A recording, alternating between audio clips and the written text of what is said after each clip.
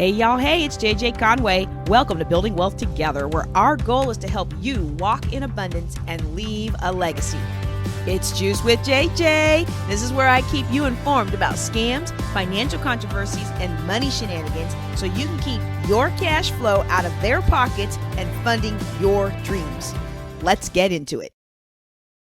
Before the episode begins, let me remind everyone that my family does a lot of resetting during the summer. And so what you're about to hear is an excerpt from the Women Building Wealth Together conference. And if you'd like more information about what you heard, you can go to jjclink.com/VIP. And oh, by the way, if you want to make sure that you are the first to know when we start going live again in September, get on my mailing list. That's at jjclink.com/list.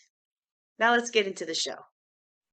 You came to this conference with an expectation on a return on investment.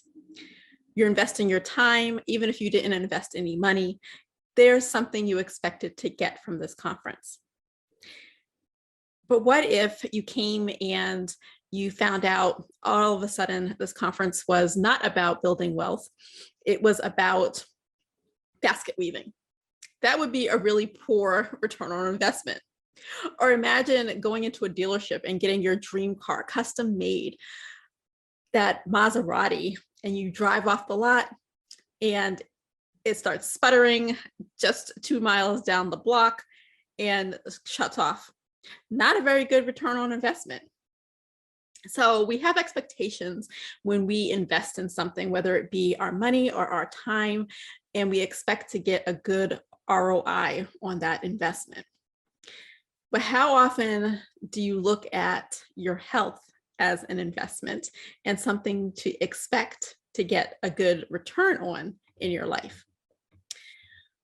Many times when we measure our return on investments, just to get some definitions out there, you're measuring the benefit of something that you've spent money on, something that you've invested in, and comparing it to what you get out of it.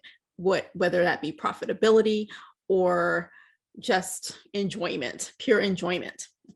And there are many different ways in which we invest in things in our businesses when it comes to putting our time in and things that we expect to get a return on. Things such as our marketing, our digital marketing, our sales teams, could be our website development, or maybe a virtual assistant, or maybe a bookkeeper or an accountant. All of these things we invest in and we expect some type of return on our investments. Well, when it comes to your health, you should be expecting some type of return on investment when it comes to your health also. But oftentimes, many people don't even invest in their own health in order to be able to benefit and reap a good return off of it. You invest in other people. Oftentimes, after your business comes your family, if you're married, your spouse, or your relationships, or your kids, or volunteering, or your friends, or all of these other things that come before you invest in you. So I want you to think for a moment, write it down. How many hours per week?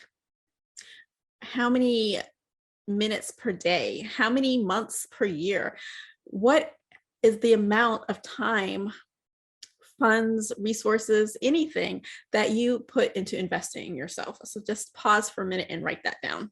How much do you invest in yourself? Have the number? Have the amount? Does it surprise you? I bet for a lot of you, it may surprise you. You may have heard the term that your wealth is your health. And if this is not true, then if you're not investing much into your health, then it's not a big deal. But when it comes to your health and you hear your wealth is your health, it's not just a willy-nilly woohoo term that's out there. There are actually some statistics that talk about measuring your bottom line in your business, in your personal financial savings, all of these things that boil down to how well you're taking care of yourself. So let's talk about a few of those in this time that we have together right now. Because if you're not looking at it, if you're not planning for it, if you're not looking at strategically how to invest in yourself and investing in your health, you might be leaving money on the table. So it's sad, but it's true that even in this modern time when women are breaking the proverbial glass ceiling and making strides in their businesses, there are a significant amount of women business owners, small business owners, entrepreneurs that are in the industry making money. JJ Conway is here putting on this Building Wealth conference to help us to continue to learn how to make more money, how to be more profitable in our businesses, how to save more money in our businesses as well. So we have all of these great things in place. We have our first African-American woman vice president. Women are doing big things in these days and age. So it's sad, but it's true that even with all of these great strides that we're making, there are still prejudices, there are still discrimination in the money. You've heard that there is discrimination against women in the workplace in terms of pay against their male counterparts and their male peers. But it may surprise you that that doesn't only occur with male peers and male prospects in the workplace, but there's also discrimination in the workplace when it comes to money and when it comes to your weight. A study that was released in October 2014 by Vanderbilt professor Jennifer Chenal found that overweight women and obese women were least likely to get higher paying jobs, particularly those that included public interaction. They were more likely to get more physically demanding jobs and were paid less on average than quote unquote normal sized women and men altogether. She also found in other research and other studies that she's done, she's also found that there women who were only 13 pounds overweight earned up to $9,000 less per year than normal weight women. And significantly overweight and obese women could earn up to $19,000 less, whereas very, very thin women earned up to $22,000 more than even normal weight women. We see these type of discriminations in the workplace. We see these type of discriminations in, but oftentimes we see them when it comes to models. That's a lot of times what we associate with those type of discriminations when it comes to pay and equal pay in the workplace. But as Ms. Chenal found, that is not just the case for models, it's the case across industries, that women who are overweight, obese, are paid less and are given more physically demanding jobs. But it doesn't stop there, because your health and your weight also may be affecting your wealth when it comes to medical expenses. CDC has put out studies and information and research that shows that people who are obese, that they have higher medical costs. Oftentimes I hear that it costs more to eat healthy. And that's why we have issues with being healthier and everything, that it costs more to eat healthy. But in fact, that may not necessarily be true. Now, granted, there are situations where in certain demographic areas, there are food deserts, there are inequities in food resources where more healthy food may be more expensive. This is true. And in a lot of the main population where that isn't the case, people still have the conception and misconception that eating healthy is going to be more expensive, when in fact it's not. Studies have shown that the average American eats out about 4 times per week. when you take a look at that, if you were to buy your groceries and cook at home, then you could reduce those costs by almost $9, where the average cost for a week of groceries is approximately $4 versus $10 for eating out fast food, or upwards of $13 or more, $20 when you're eating out in more of a sit-down restaurant. That's not even a fine dining restaurant. That's just your standard, say, Applebee's or something. Is average $13 per week. So you can save more with cooking at home. And then if you're having leftovers, if you're doing meal prep, when I work with my clients, I teach them to look at their schedules.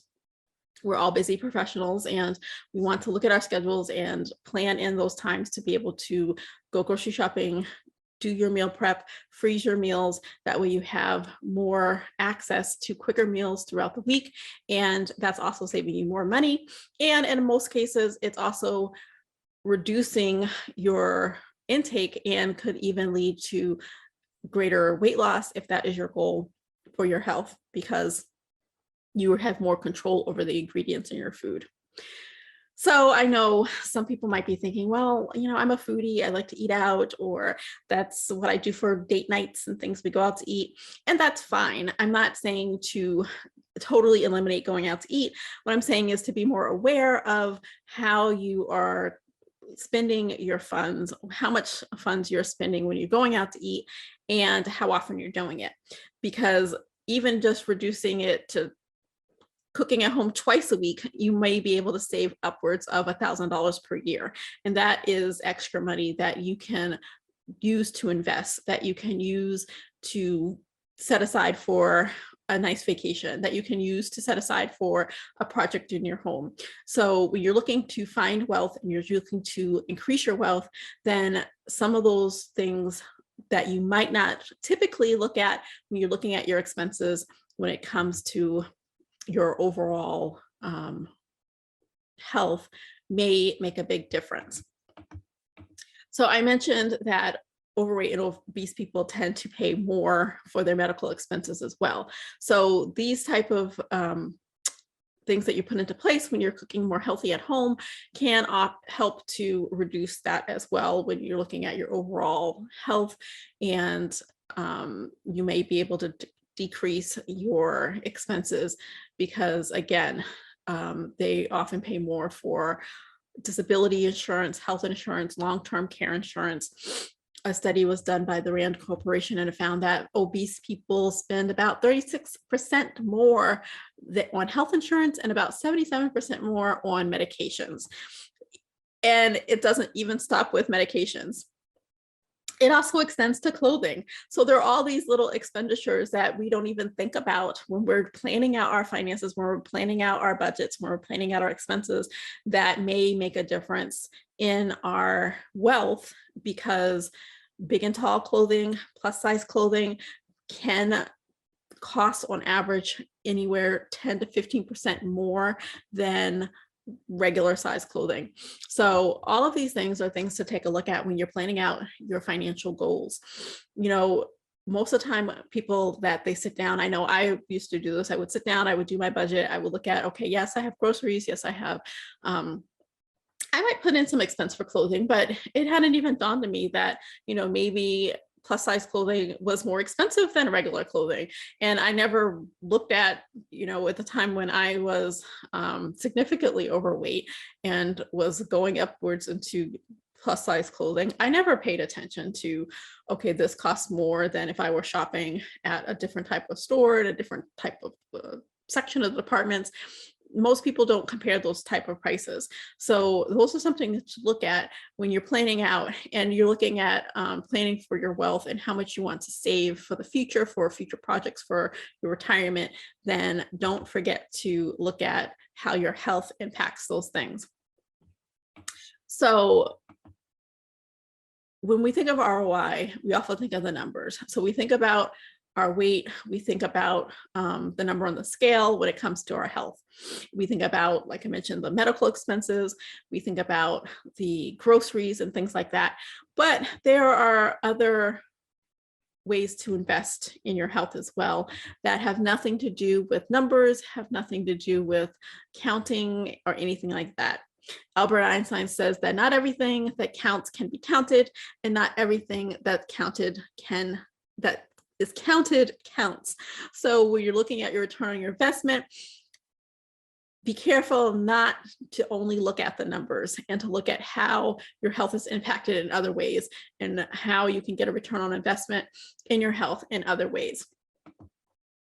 I hope you've enjoyed this excerpt from the Women's Building Wealth Together conference. To hear the rest of the talk and access many, many other wonderful talks, go to jjclink.com/VIP. That's jjclink.com/VIP. Y'all take care and be blessed. Love the podcast? Be sure to like, subscribe, and forward to 3 friends. You can ask a question or take a life-changing class at buildingwealthtogether.com. Now, go walk in abundance and leave a legacy.